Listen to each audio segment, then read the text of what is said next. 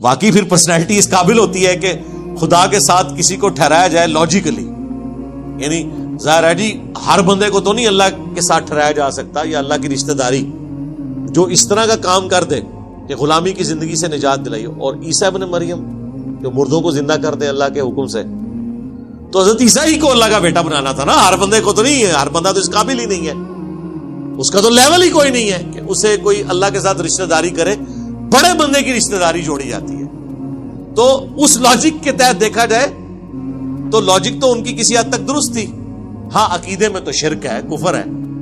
یہ میں اس لیے بتا رہا ہوں کہ جو بڑی پرسنالٹیز ہوتی ہیں نا انہی کو ہی جوڑا جاتا ہے. شرک بڑی پرسنالٹیز کے ذریعے ہوتا ہے. اس امت میں بھی دیکھ لیں, حضرت علی رضی اللہ تعالیٰ عنہ علیہ السلام کی شان میں جتنی آیات اور احادیث تھیں, تو حضرت علی واقعی اس قابل تھے کہ اگر کوئی گڑبڑ کرنی تھی نا انہوں نے توحید کے کیس میں یا رسالت کے کیس میں, تو حضرت علی کی پرسنالٹی کو ہی بیچ میں لا کے کیا جا سکتا تھا. من کنت مولا فہذا علی مولا. علی کی میرے ساتھ وہی نسبت ہے جو ہارون کی موسیٰ کے ساتھ. ٹھیک ہے, علی سے محبت نہیں رکھے گا مگر مومن, علی سے بغض نہیں رکھے گا مگر منافق. اب اتنی زیادہ شانیں جس بندے کی ہو نا, وہ پھر اسی کو کسی درجے میں لا کے فٹ کرنے کی کوشش کرتے ہیں اور پھر گمراہی پھیلتی ہے. تو شخصیات بڑی ہوتی ہیں, لہذا ان شخصیات سے کوئی بغض نہیں رکھنا. ہم جب یہ آیات پڑھتے ہیں ہمارے دل میں کبھی وہم بھی نہیں آتا کہ ہم حضرت عزیر یا جیزس کرائسٹ عیسیٰ ابن مریم کے بارے میں دل میں کوئی نفرت لے کر آئیں کہ یار ان کو اللہ کا بیٹا بنا لیا تھا. تو یار بنانے والوں کا قصور ہے نا. حضرت عیسیٰ کی شان سن کر ہم چڑھتے کیوں ہیں؟ کبھی کو مسلمان چڑھا ہے؟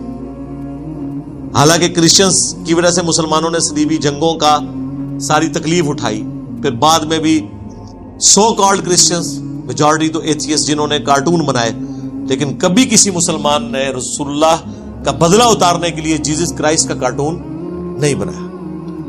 ایک لمحے کے لیے بھی خیال نہیں آیا کہ ہم حضرت عیسیٰ سے بغض رکھیں. ہم جس طرح رسول اللہ پر ایمان لانے کو اپنے ایمان کی بنیاد سمجھتے ہیں, بالکل بین ہی اسی طریقے سے اسی لیول پہ عیسیٰ ابن مریم کو اللہ کا پیغمبر ماننا اپنے ایمان کی بنیاد سمجھتے ہیں. لا نفرق بین احد من رسلی, ایمان لانے میں کسی نبی میں ہم کوئی فرق نہیں کرتے. تو لہٰذا جب حضرت عیسیٰ کی کوئی شان بیان کرے تو ہمیں چڑھنا نہیں چاہیے, اور ہم چڑھتے بھی نہیں. لیکن مولا علی کی جہاں بات ہوتی ہے فوراً وہ جی شیعہ تو گمراہ جی. یہ میں آپ کو فرق بتا رہا ہوں. کیا عیسیٰ ابن مریم کی شان سن کے ہم نے کبھی کرسچنز کے حوالے سے حضرت عیسیٰ علیہ السلام سے نفرت کی ہے, یا یہ کہا کہ ہمارے سامنے حضرت عیسیٰ کی فضیلت نہ بیان کرو اور دیکھا نا جی کرسچن جڑے نا اللہ کا بیٹا کہتے ہیں انہوں نہیں. ہم کہتے ہیں ہم بھی مانتے ہیں ان کی یہ شانیں ہیں, لیکن وہ اللہ کے بیٹے نہیں ہیں. تو سرکار پھر مولا علی کو بھی آپ آن کریں کہ ان کی یہ شانیں ہیں, لیکن وہ رسول اللہ کے خادم ہیں. اسی لیے محمد اور آل محمد کہا جاتا ہے, آل علی نہیں کہا جاتا. تو یہ آپ کو میں فرق بتا رہا ہوں کہ بڑے لوگوں کو اس طریقے سے یوز کیا جاتا ہے. تو اللہ تعالیٰ فرما رہا ہے کہاں بہ کے جا رہے ہو نبیوں کے ماننے والے, انا یؤفکون, کہاں بہ کے جا رہے ہو. اتخذوا احبارهم ورهبانهم اربابا من دون اللہ. ان بدبختوں کا کیا حال ہے, انہوں نے اپنے پادریوں کو, اپنے جوگیوں کو, اپنے صوفیوں کو, علماء کو ارباب من دون اللہ, اللہ کے ساتھ ان کو بھی اپنا رب مان لیا ہوا ہے. والمسیح ابن مریم, اور عیسیٰ ابن مریم کو بھی. یہ جوگی اور صوفی, یہ اعلیٰ حضرت نے ترجمہ کیا ہوا ہے. احبار اور رہبان, احبار وہ علماء ہیں جو علم کی گہرائی میں اترے ہوئے ہوں, یعنی مفتی اعظم, اور رہبان جو دنیا ترک کر چکے ہوئے ہوتے تھے, راہب جو صوفیاء کا کنسپٹ, یعنی یہ دونوں چیزیں وہاں پہ موجود تھی. مسٹسزم بھی کرسچینٹی میں آج بھی موجود ہے.